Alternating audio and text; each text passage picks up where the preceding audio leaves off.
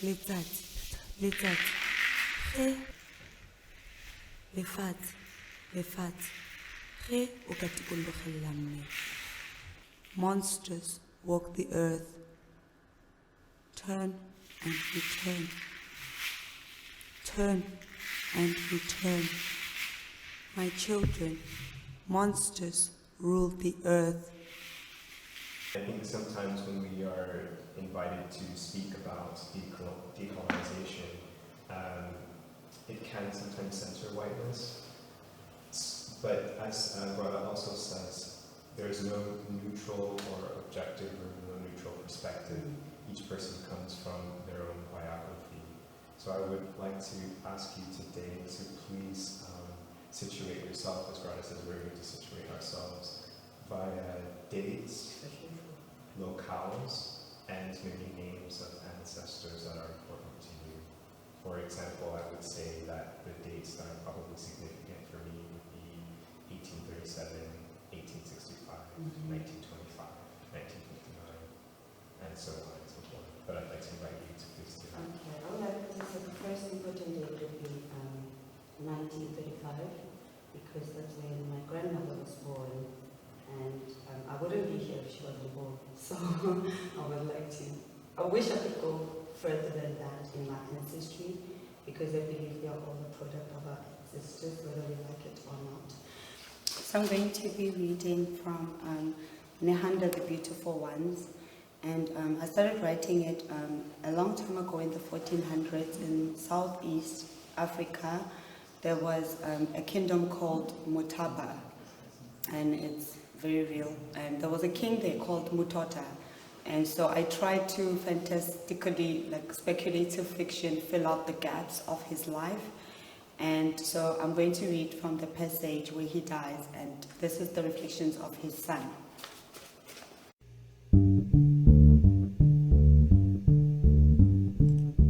So today is going to be a workshop. You're going to have to go to work. My ancestor told me to put child to work. We are here today to learn how to establish a rightful relationship to the land.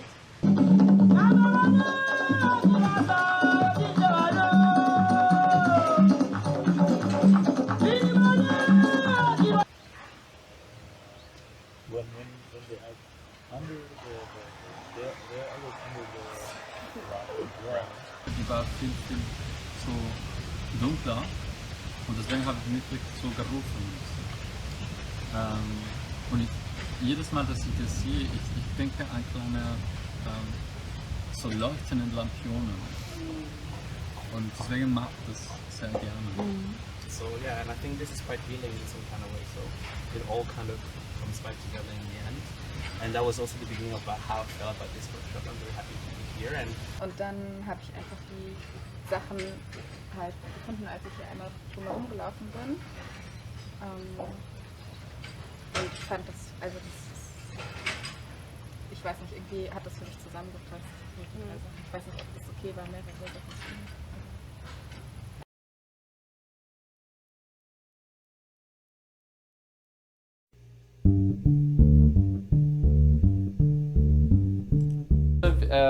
Also heute ist unser zweiter Tag bei unserem Festival Creating Visibilities und haben wir auch die Ehre, Clarisse hier bei uns zu haben. Magst du dich kurz vorstellen, Clarisse, und ein bisschen uns erzählen, wer du bist? Okay, danke. Also, ich heiße Clarisse Akwala Habibanata. Ich wohne in Essen. Ich mache Recherche, arbeite seit 2006. Ich habe selber in der DDR studiert. Ich habe EDV studiert. Ich bin EDV-Fachfrau. Aber die Recherchearbeit, das ist eine freie Recherchearbeit, weil das kommt von meiner Mission, was ich bekommen habe, wie mein Name Habibanata. Das ist jetzt das Thema Picasso Cloud in Afrika. Donc, il a fait le titre que je dis que Picasso vole, En fait, ils ne veulent pas, il fait le travail pour les Africains déjà. Il fait... So I ask a question regarding a story that, because I like very much this idea of making these bridges or opening doors from things that are art and things that are in museums that, for instance, the connection that you had with these things were not like this. This is not something that should be in a museum. This should be in an altar. And there was and we got. Also ich kann mich noch erinnern, dass du hattest auch Interesse. Kannst du noch ein bisschen darüber erzählen, wie machst du das? Wie ist eigentlich dieses Verständnis? Wie kommt dieses Verständnis für dir? Mhm. Ist so. Wir denken, Kunst soll man studieren. Und das ist, was der Vater von Picasso mit Picasso gemacht hat. Ne? Mhm. Und Picasso hat nachgemacht, weil sein Vater hat gesagt, du sollst so malen. Und hat er auch nachgemacht. Und danach hat er selber gesehen, nee, das stimmt nicht. Es gibt eine andere Sache, das ist Spiritualität. Man nennt das Spiritualität. Sagt, dass sie wohnt auch in Essen, wo ganz viele schwarze Menschen sind mit weißen Menschen. Und was ich habe verstanden ist, dass das ist zu viel Arbeit für sie, immer zu den weißen Menschen mit Mut oder Aggressivität. Ja, zu gehen auch, weil sie ist alleine in die Arbeit. Dans les séminaires comme maintenant. Un team et puis dans les et puis chez nous, en Allemagne, les Allemands financent les genres de projets. Je ne sais pas chez vous. Comment ça se passe? Danke sehr, Larissa, Ja. für deine Präsentation.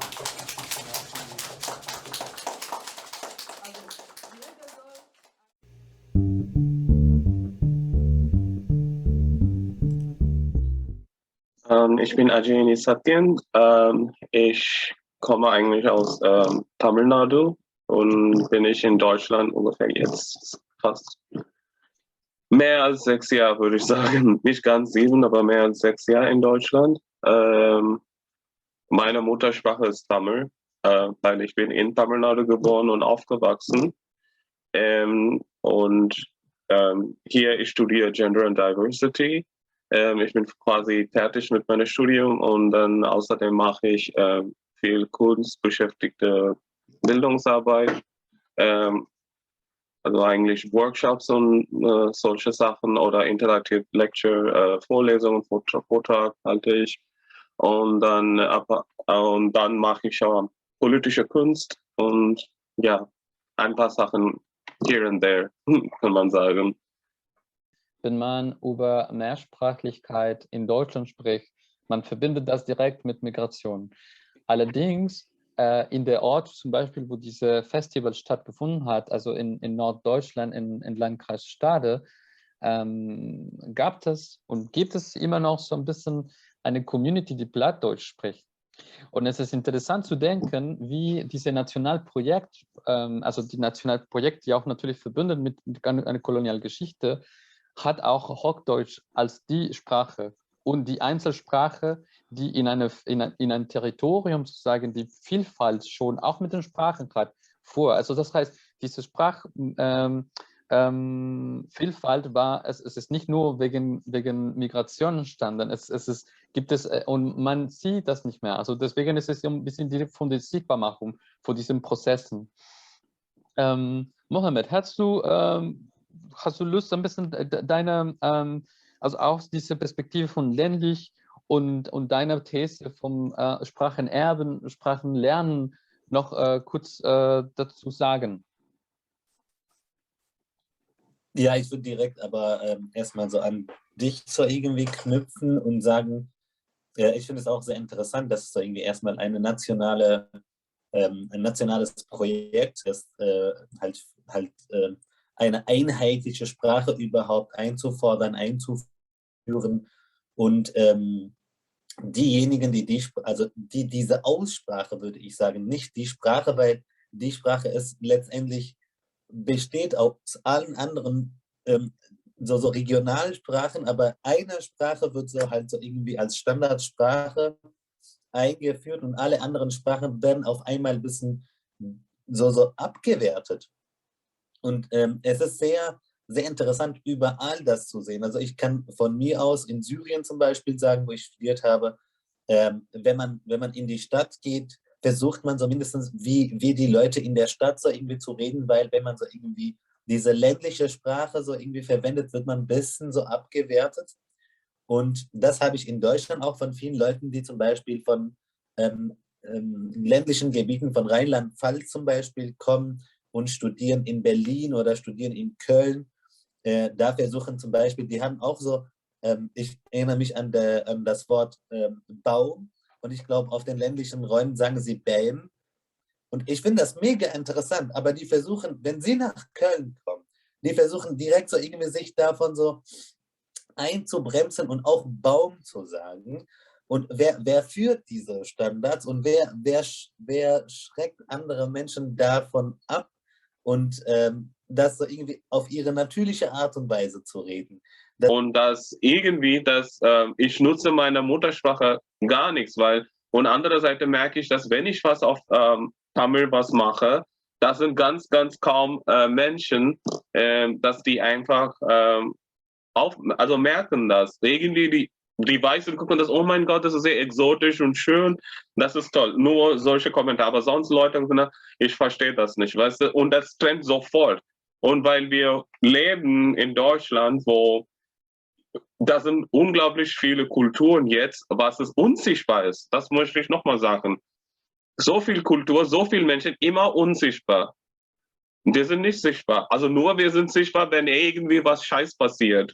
Ne? Deutsche Sprache hat so Wörter sowohl vom Arabischen, hat Wörter vom Türkischen, hat Wörter vom Griechischen, vom Lateinischen, vom Italienischen, vom Französischen und so weiter und so fort. Und jede Sprache hat Wörter von anderen Sprachen. Und für mich Sprachen sind irgendwie miteinander halt auch in irgendeiner Art und Weise verbunden.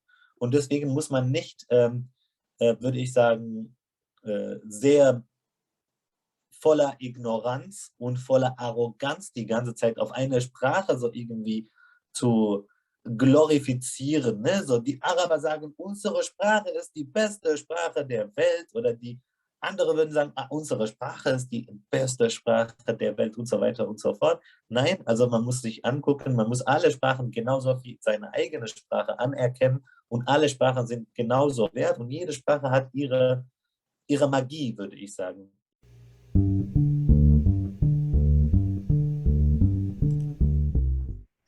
Yeah.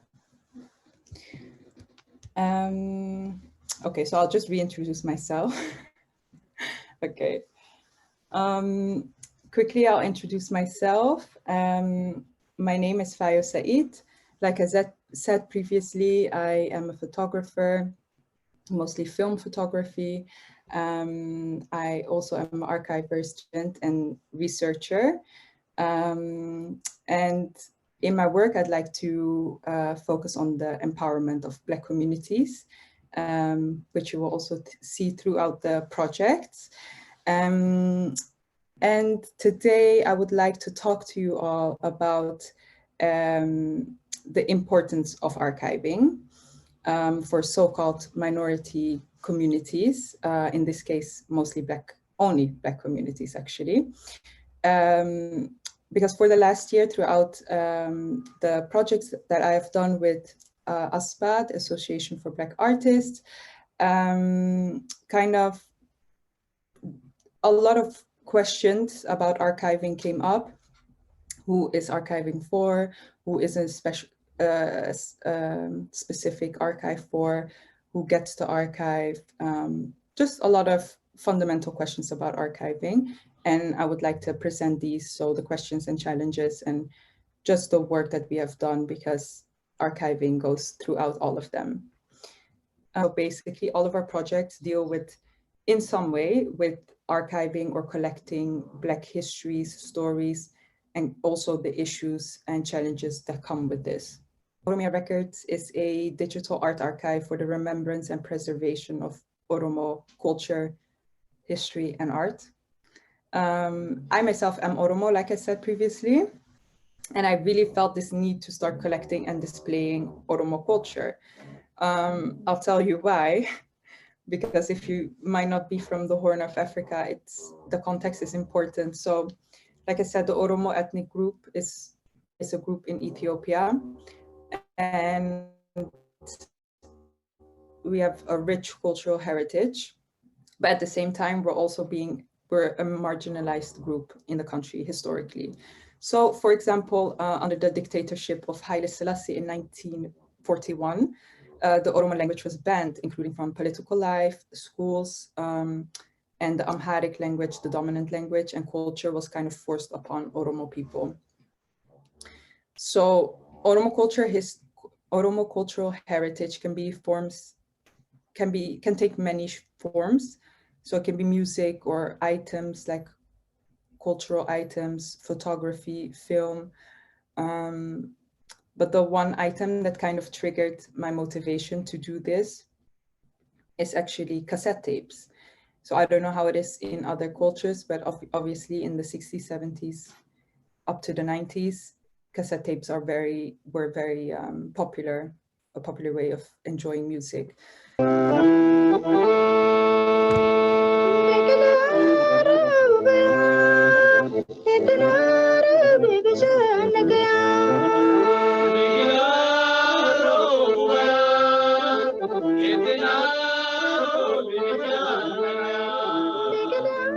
So maybe even more context when this all came up.